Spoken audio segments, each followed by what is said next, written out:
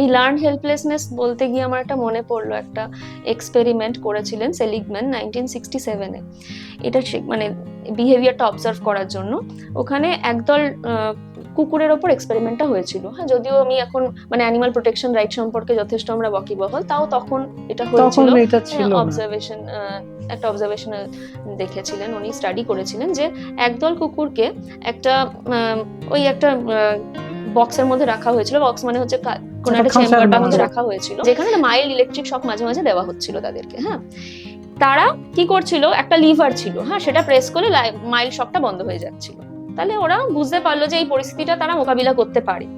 আরেকটা গ্রুপ কুকুরকে রাখা হয়েছে, ডগকে, যেখানে তারা কোনোভাবেই ওই মাইল্ড শকটাকে অ্যাভয়েড করতে পারছে না। এবার আস্তে আস্তে কি হলো, যে গ্রুপটাকে এরকম ভাবে আমাদের মানে শক তারা অ্যাভয়েড করতে পারছে না, তারা ধীরে ধীরে ওইটার সাথে অ্যাডজাস্ট করে নিল। তারা চেষ্টাই করলো না শকটাকে অ্যাভয়েড করা, তারা সেরকম ভাবেই থাকতে শুরু করে দিল। এইবার আসল মজাটা হলো পরবর্তী ক্ষেত্রে একটা শাটল বক্স তাদের দেওয়া হয়েছে, যেখানে মাঝখান দুখানা ভাগ করা থাকে।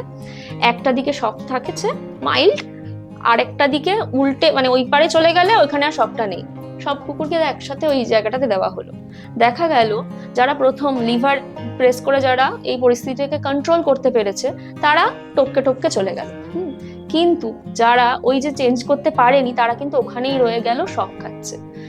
জানছে যে ওরা কিন্তু দেখতে পাচ্ছে যে অন্যরা ক্রস করে বেরিয়ে গেল, তাও কিন্তু তারা চেষ্টা করলো না। এইটাকে বলছে লার্ন হেল্পলেসনেস। তারা ধরেই নিচ্ছে পরিস্থিতি পাল্টাবে না, আমাকে এটার মধ্যেই থাকতে হবে।